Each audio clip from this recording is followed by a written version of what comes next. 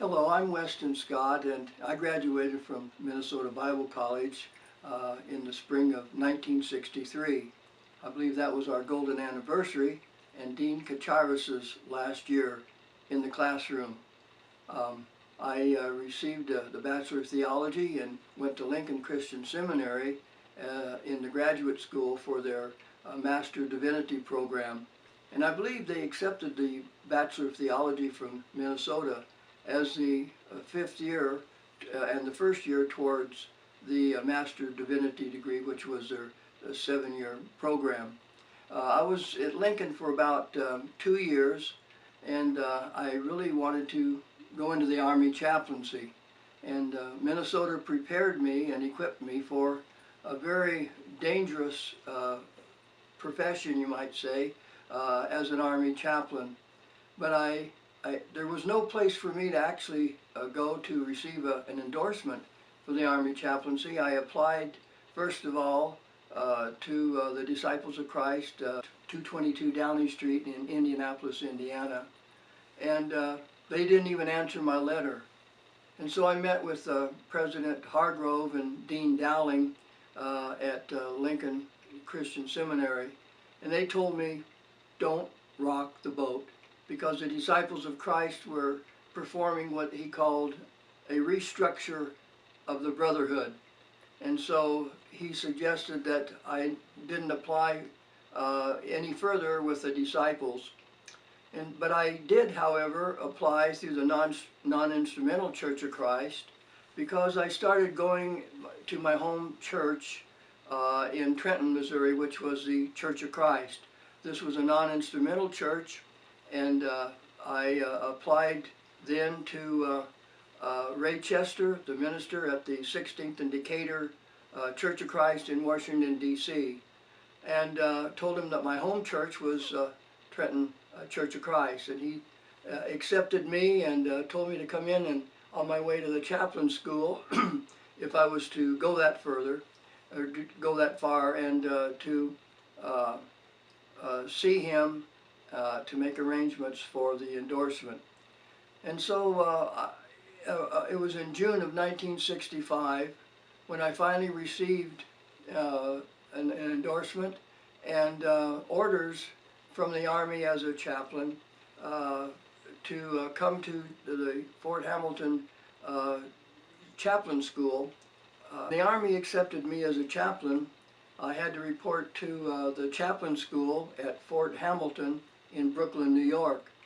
There was a young captain from West Point that used to command the Fort Hamilton, and his name was Robert E. Lee. And that was before he took an extended vacation down south. But the chaplain school asked me to report in uniform. And so I went to a war surplus store and finally got an Army tan uniform. It was called tropical worsted. And I applied, I traveled to the chaplain school and entered that chaplain school with that uniform on. Now, it's interesting to note that at this time I processed all the way through the chaplain school, senior chaplains of major, lieutenant colonel, and colonel in rank, and they didn't say anything about what I looked like with my uniform on. And until I went to the charge of quarters to receive my room that evening, and the Spec 4 said, "Chaplain, I'm sorry to tell you, but you're out of uniform." And I said, "I'm out of uniform? I got my uniform on." He says, "Well, no." He said, "You're wearing your rank insignia on your collar, and we don't do that in the Army." And you know, what he said was true, because the only exposure that I had to the Army, or to any military uniform, was watching McHale's Navy on television. And so that's how they dressed, and that's how I wore. It's interesting that the chaplains, high-ranking chaplains, processed me all the way through in the chaplain school and didn't say a thing. Well, I found out that I was one of 6 Protestant chaplains that was selected for the Army chaplaincy to go on active duty. And so I was assigned to the Big Red 1, the 9th Infantry Division at Fort Riley, Kansas, with temporary duty to the chaplain school. And so when I got to the chaplain school, I found out that not only were there about 25 other chaplains there, we had 12 rabbis, 9 Catholic priests, and 6 Protestant chaplains.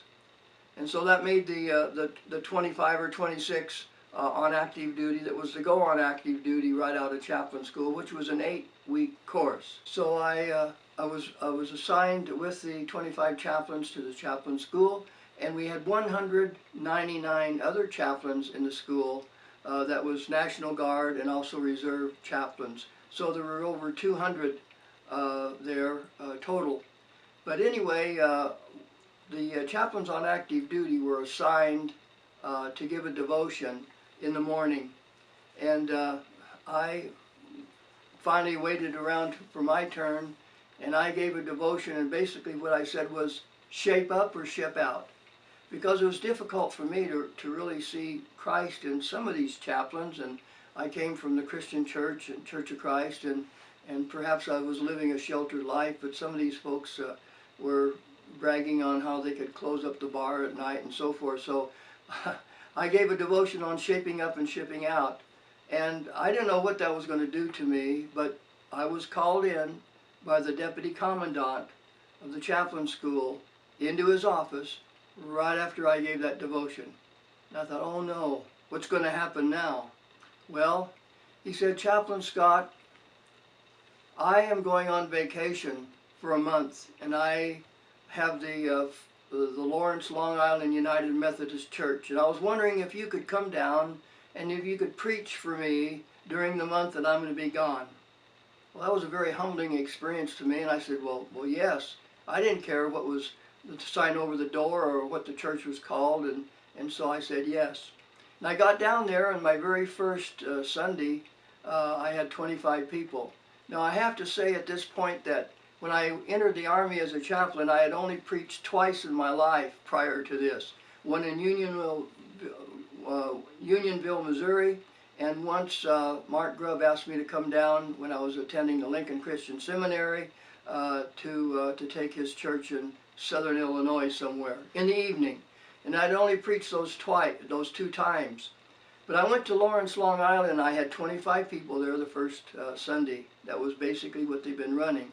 But then something happened. I had 35, and then the third Sunday I had 50-some, and then the last and final Sunday I had over 60 people there, and I was even asked to come to a gentleman's house and right afterwards for lunch. And I did, and he turned out to be the Deputy Attorney General for the state of New York. And he said, Chaplain, we haven't had biblical preaching like this for a long time, and we were wondering if you'd be so kind as to stay here and be our minister. And I said, well, thank you very much, but I feel that the Lord is calling me into the Army chaplaincy. And I thanked him and then departed.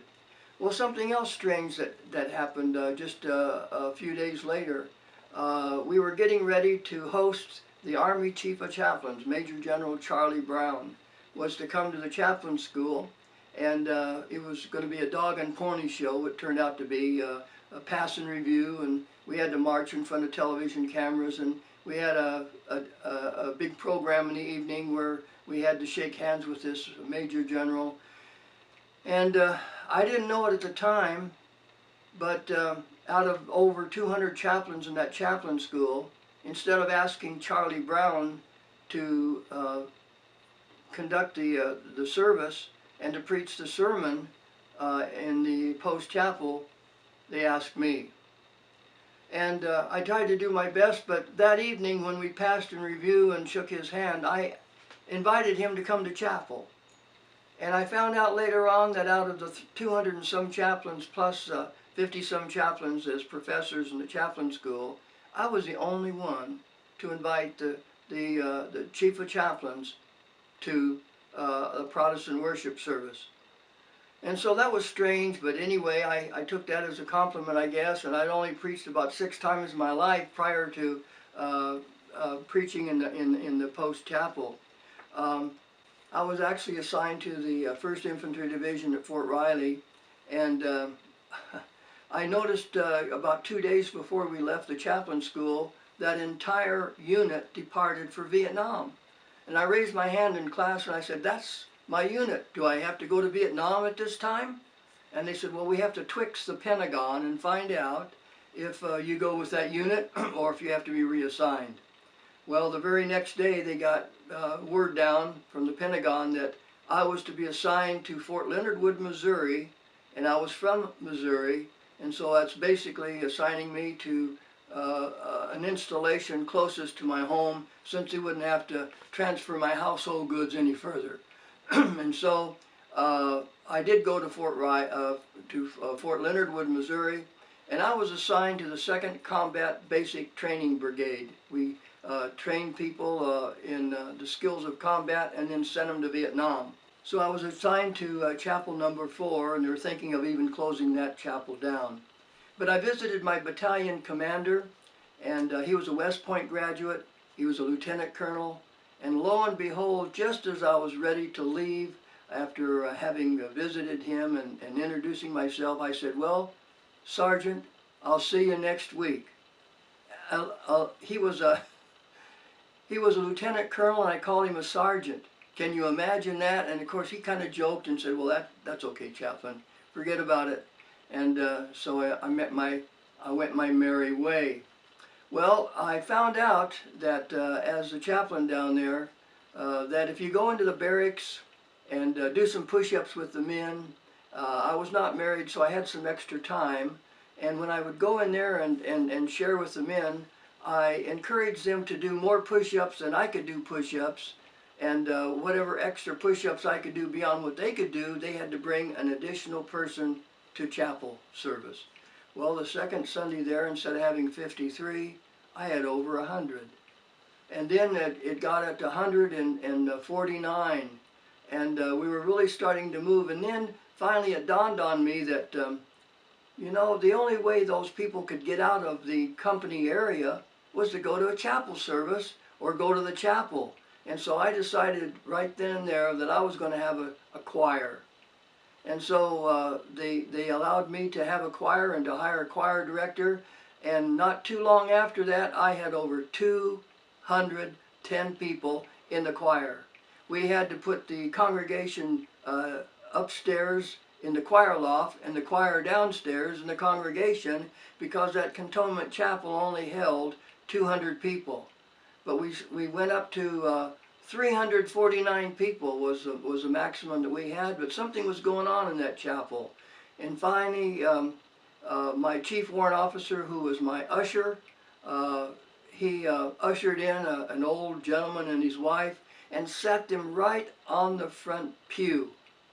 And it was very, very hard and uncomfortable. And so on his way out the door, that old man said, "Nice talk, Sonny." And he says, "Oh, but that pew was really, really hard." Well, 2 weeks later, we got padded pews for that chapel. And that man turned out to be the post-commanding general and his wife, a Major General David Lipscomb, who was an expert in military history and knew an awful lot about the Civil War. And so it was that we had over 10 people in the choir, and that turned out to be the largest choir in the Army. Now, the 5th Army where I was, it was the Central Western States. And so it was that we had all of those people in the choir, and they never did close down chapel number 4. In fact, a couple weeks after the pews arrived, some landscaping engineers showed up and really beautified the grounds of the chapel. And then we got a carillon that came in, and that turned out to give us some hymns on the hour and every half hour, and that was $2,700 for this carillon to come in and to install it in our chapel. And we had glass doors that showed up all of a sudden to really beautify the chapel, and so they did not close the chapel down. But then about this time, I got a call into the office of the Deputy Commandant of the 2nd Training Brigade, the executive officer, and he said, "Chaplain Scott, where did you get your rank insignias?" And I had some rank insignias that my grandfather had in World War I. He was a first lieutenant as a doctor, and I wore his rank insignias, and I said, well, my grandfather wore these in World War I. He says, well, you can't wear those. And I said, why? He said, because this isn't World War I. Well, yes, he was right. 2 weeks later, I get orders to go to Vietnam. In fact, when I got orders, he called me into his office again, this executive officer, and he said, Chaplain Scott, you better learn how to shoot the rifle. And so he gave me a Jeep and sent me down to the rifle range, and it was during a time when the entire company, basic training company, was firing for a record. And they put me down into a foxhole, and they gave me this rifle, and it was an M14. That was before the 16s came out. And he said, there's going to be some targets that's going to pop up, and you're going to have to shoot them. And so he came. I didn't even know how to load the crazy thing. I said, Sergeant, how do you load this thing? And so he finally gave me a clip and loaded it for me, and then he came back and said, you didn't shoot at anything. The first 4 targets came up and you didn't even shoot at any of them. Well, I didn't even know. I guess I was looking too far out into the distance. But then I got the next 9 out of 10, and I got 72 out of 85. And there was only one other troop that fired expert in that entire company, and I was one of them. And I was a non-combatant. There was a Geneva Cross on the back of my ID card. I wasn't even allowed to carry a weapon in Vietnam. But yet I fired expert, and they tried to keep that quiet. A chaplain firing expert. And so it was when I was released then from Fort Leonard Wood, and I was on my leave getting ready to go to Vietnam. And that's when my wife and I decided to get married in Wanatah, Indiana, at the Christian church there. And and during the worship service, something happened. The minister in his prayer said, please be with Weston Scott because he's going to Vietnam. Well, my mother was there because she baked the cake and so forth. She came from Los Angeles. She hadn't even heard yet that I was on orders to go to Vietnam. And so when he said that I was going to Vietnam in the prayer, she just about fell apart. Anyway, I went to Vietnam, and I stood in Saigon when I got over there, and I was assigned to the 24th Evacuation Hospital in Long Binh, Vietnam. Now, the 24th Evacuation Hospital sounds pretty good, but it wasn't even built yet. And I had to help build the hospital, and finally I was assigned to or I helped out with the 93rd Evacuation Hospital in Long Binh, and found out an awful lot about the ministry of a Protestant chaplain. I had 3 chaplains over there that are alive today because they had their New Testament and they carried them in their left breast pocket. And these were at different times. These were not patients during the same time in the hospital. But you couldn't buy these little Bibles from them, and the AK-47 round went all the way through the Bible to the book of Revelation, and there I think it got so confused it couldn't discover how to completely penetrate that Bible, and there it stopped. And so not only did they carry their Bible, but they read their Bible. And I had one other patient that we sent back to the unit. I didn't know if I'd ever see him again. I didn't think I would. But 2 months later, he came to my tent. He knocked on the door and he says, Chaplain Scott, I'd like to be baptized for the removal of sin so that the Lord could add me to his spiritual family. That man traveled 120 miles through Viet Cong territory to be baptized, and I know that he meant business. He had a .50 caliber machine gun mounted in his Jeep and 3 guys riding shotgun. And so he finally came to be baptized. I baptized 25 soldiers during that hospital stay. I was only supposed to be there 6 months and then reassigned, but nobody told me that, and I was there for the entire year. And then I finally was reassigned to the States. I came back to Fort Lewis, Washington. So in Vietnam, my last assignment, I had to travel about 3 miles through Viet Cong territory to baptize, and we used the Michelin Rubber Plantation swimming pool as a heavily guarded area where I could baptize. When I when I returned the second trip to Vietnam, I was assigned to the 1st Battalion, 20th Infantry, 11th Brigade, Americal Division, and that was a very, very historical unit in Vietnam because that was the unit of the My Lai Massacre. I don't know if you remember the My Lai Massacre or not, but that was my Charlie company. And you probably remember Captain Medina, Lieutenant Calley, and this type of thing. Well, it was a very, very extraordinary experience for me. Now, I don't know how many people in my Sykes Regulars, 1st Battalion, 20th Infantry, that were killed the year before I got there. I do know that 5 of those men was awarded the Medal of Honor, 5 from the same unit. And I was assigned to this particular unit. I replaced a Lutheran chaplain that had to call in artillery on his own position because the oldest person in that whole company turned out to be a staff sergeant. And he called in artillery on his own position, and he received the Silver Star for that. Every time I went to a Silver Star ceremony, I got choked up, and it was very, very difficult for me to watch the heroes of this particular war receive a Silver Star. I never received a Silver Star, of course. I got 3 Bronze Stars and a Cross of Gallantry with palms and a bunch of other stuff. But I tell you what, those guys earned their awards. But my particular unit that I was with, the Sykes Regulars, we lost 54 men, including all 5 company commanders. And the chaplain replaced me lasted 4 Sundays, and the man that replaced him was killed Easter Sunday. So it was very difficult to have a ministry for these people, to have the opportunity for biblical preaching and communion on a regular basis. I had as many as 9 worship services or worship opportunities a day when I was with the infantry, because you couldn't bunch up the whole company for tactical reasons. We had to go to some small groups. Some of them were without radio communication because we were spread out so much.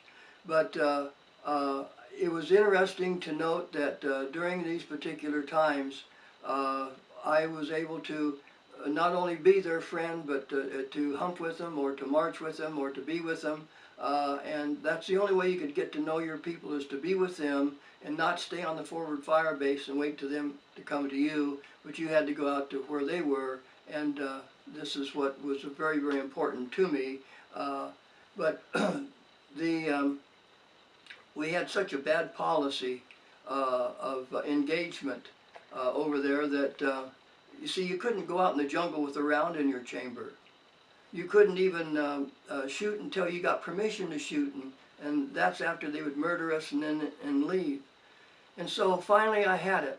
Where in the world were they going to send me for what I was going to do next? Because I was already assigned to an infantry battalion in Vietnam.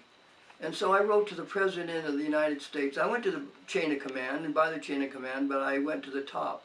And I wrote to the President of the United States, and I says, look, either you allow us to fight to win, or you pull us out and get us completely out of here, because we're just getting murdered and shot up. I didn't know what was going to happen to me, but the President wrote me back. And I got the letter here at the house, and he thanked me for writing him, and for the opportunities that I had with that unit. I came back with amoebic dysentery. I wasn't feeling too good. In fact, I lost a lot of weight. I was down to 136 pounds. But when I got back to the States, I was invited to speak to our Commission on Chaplains at the North American Christian Convention in Dallas, Texas in 1970. And there I told them a little bit about our experiences in Vietnam And then I was invited to speak at our National Missionary Convention in the Portland Coliseum in Oregon. And there were several thousand people there, and I was speaking on Thursday night. Now is the time to arm ourselves from Ephesians. And just before I got up there, about a half an hour before I got up there was a lady that came up to me and said, "Who are you?" I said, "Well, ma'am, I'm an Army chaplain." And boy, she gave me a railing. It went upside down in one and to another. It was terrible. She said I was an instrument of Satan. I went over there just to kill people, and she just really laid it onto me. Now, when you're getting up in front of a group that's going to be several thousand in attendance, that's not exactly what you want to hear before you get up to speak. But anyway, I got up there and I did my best, and there were many people came forward that accepted Christ and made decisions after I had that opportunity to speak. I went to Fort Lewis, Washington, and at the 2nd Combat Training Brigade, at this time, I was a brigade chaplain, and I had 4 other chaplains that were working with me or under me, and I was asked to help come up with you might say a revival, a tent revival at Fort Lewis, Washington. And one of my chaplains was a Seventh-day Adventist fella, and he went out and he got a great big circus tent. And we were able to do some advertising, and we had over 2,200 people attend our worship services those 3 nights that we had this big circus tent and this revival going on. And I personally baptized 19 soldiers into Christ. And we didn't even have to call the MPs one.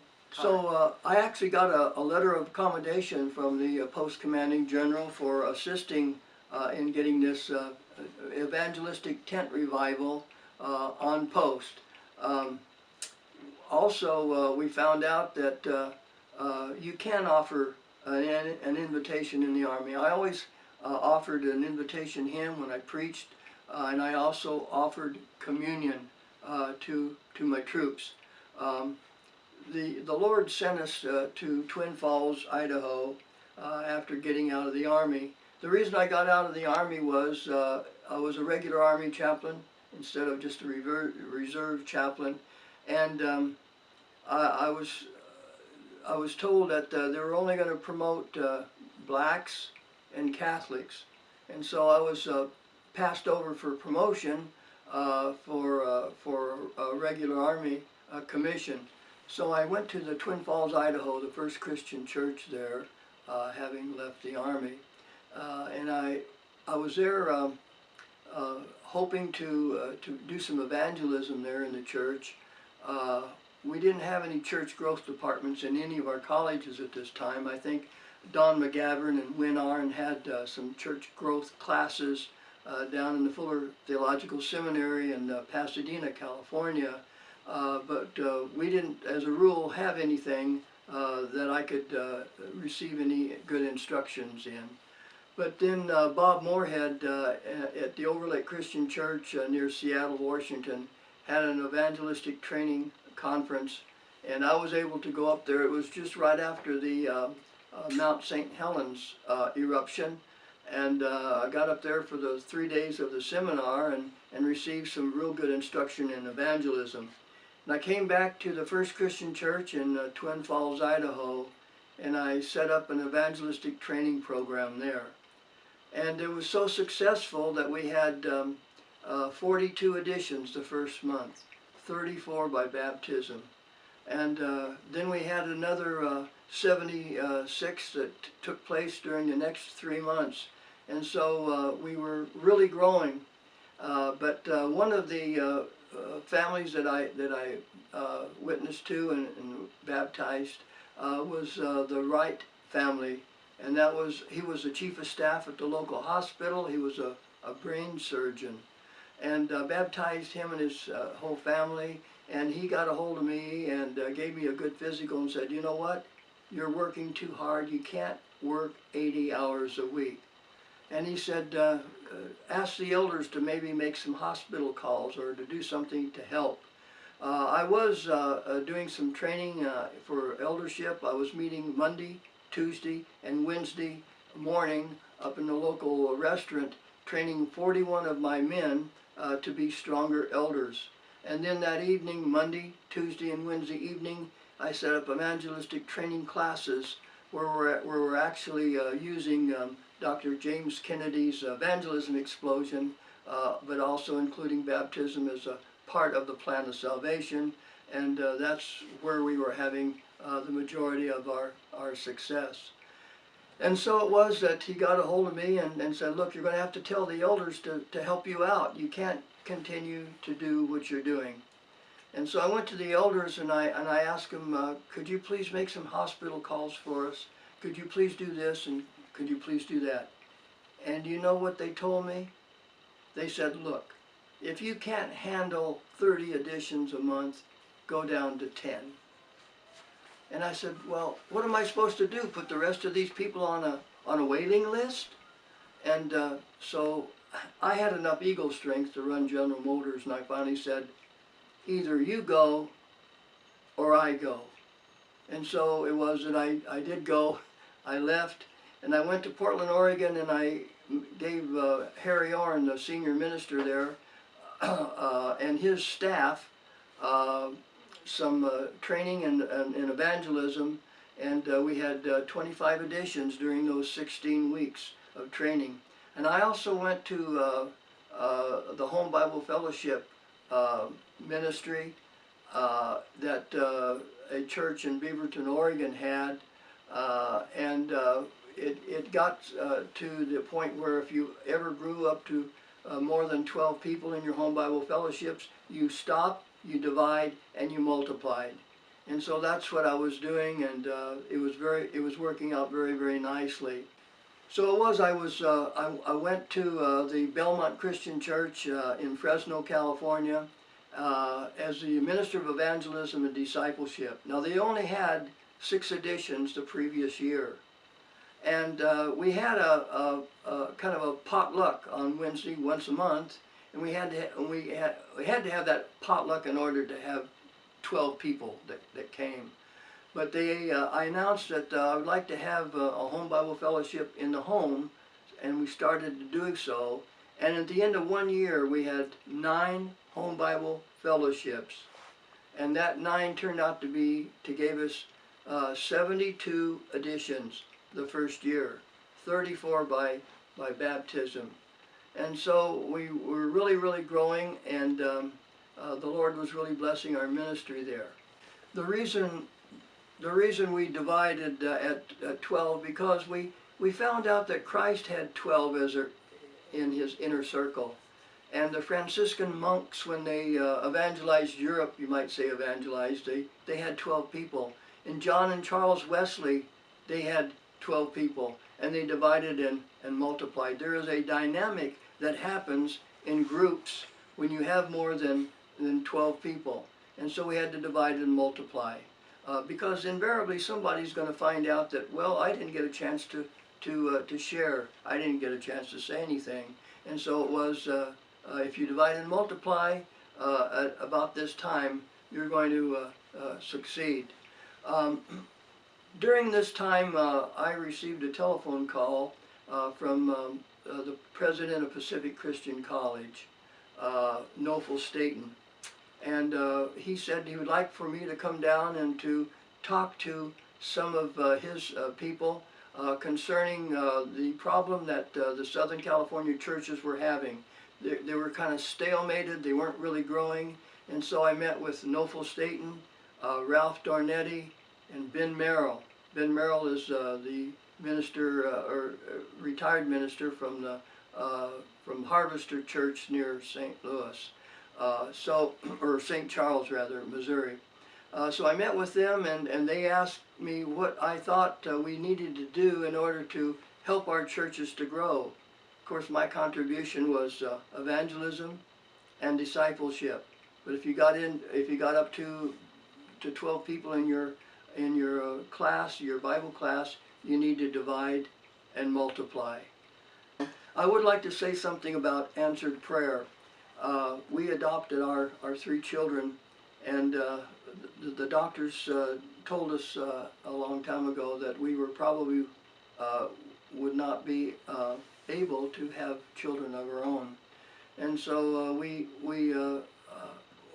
were attending a Church of Christ service off post at Fort Lewis, Washington, and we found out that this lady adopted a child. And so I called her up and found out what attorney she went through, and I called the attorney up and mentioned to him that we'd like to be on his adoption list. And he said, well, I don't have any list. And I said, well, we would like to try to adopt a child if we could. And so he said, well, if we know of anybody, I'll let you know. Well, in about 2 months later, he called that evening and said, I just wanted to let you know that you have a boy, and he's only 3 hours old, and we were wondering later on if you wanted him to be circumcised or not. Well, I couldn't tell my wife that right now because at that moment she was visiting with a friend from the chaplain's corps there in the house. And so after she left, I said, Loretta, we got a call from the doctor at the hospital, and we have a baby boy, and wanted to know if we wanted him to be circumcised. Well, the very next day, and we're so happy, the very next day we received another telephone call, this time from the attorney, and said, we don't know what happened, but we couldn't get the release document, and so therefore the whole thing is off. I guess we had sort of a mental miscarriage at this point because we felt that the Lord did want us to adopt, and so I told Loretta, said, we need to pray, and we need to pray right now. And so we bowed our heads and we prayed, and we asked the Lord to somehow allow us to adopt this little child so we could love him and provide a loving home for him. Well, then the telephone rang, right when we were having lunch, and it was from the attorney again. He says, I don't know what happened, don't ask me to explain, but we got the release document. You can come down and see the child today, and tomorrow you can take him home. And so we were able to adopt our first child. His name was Weston Scott, and now he's over 300 pounds, and he's a police officer in the counterterrorism department in Kansas City, Missouri. And then we wanted to adopt another child, and we received a telephone call when I was down in Panama. I was stationed in the Canal Zone, and we were told that there was triplet boys that was available for adoption. Now, Managua, Nicaragua, was devastated with an earthquake, and they didn't even have any street signs up. And they said that there was these 3 children available. And I said, well, I'll try to come up as soon as I can. And it took me 2 or 3 days to finally borrow the general's aircraft and finally get up there, and we applied for adoption.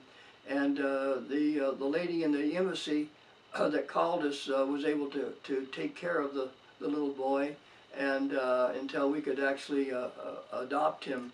And we found out about 2 months later that there was somebody else that wanted to adopt this child. Somebody from the States came down and took the 2 brothers most resembling each other and then left. And then that left just one little brother left behind, and that's the one that we were trying to adopt. And so it was that we prayed, and we prayed very hard, but we got this telephone call stating that there was another family from Nicaragua, ex-cabinet rank, that wanted to adopt this child. And so who are we? I couldn't even speak Spanish. And so we prayed to the Lord that somehow he would have to go to a very, very high source to adopt this child so we could bring him home. And what happened was that this lady, her husband was a major, and he went to the ambassador of Nicaragua. And so it was that the president of Nicaragua signed the adoption decree allowing David to become part of our family. His name was Hugo Andres Peralta de Torres, and he came on to us as David Todd Scott. We had another adoption down there. About 2 months later, we were number 2 on the Panamanian adoption list, and when I was out in the jungle with my troops, my wife received a telephone call from the Panamanian Adoption Agency to tell her that we have a 3-day-old baby girl, and we'd like to find out if you would adopt her. She said, well, my husband is out in the field with his unit, and he won't be in for about a day or two. She says, well, could we possibly bring the child over so that you could watch it and let us know later on if you could adopt it. And so she did. And when I came in, my wife said, we need to go upstairs. I need to show you something. And I said, oh, is there something that, a surprise? And she said, well, yes. And I said, oh, can we be a foster parent? I said, well, I don't know, or maybe could we even adopt? And she said, yes, we can. And so we had a little baby girl that was 3 months old. We were number 2 on the adoption list, and they called the parents of the number 1, but they were in Costa Rica at that time, that weekend, trying to adopt a child from Costa Rica. And that allowed us to finally get Heather Colleen Scott, and we were very, very happy about that.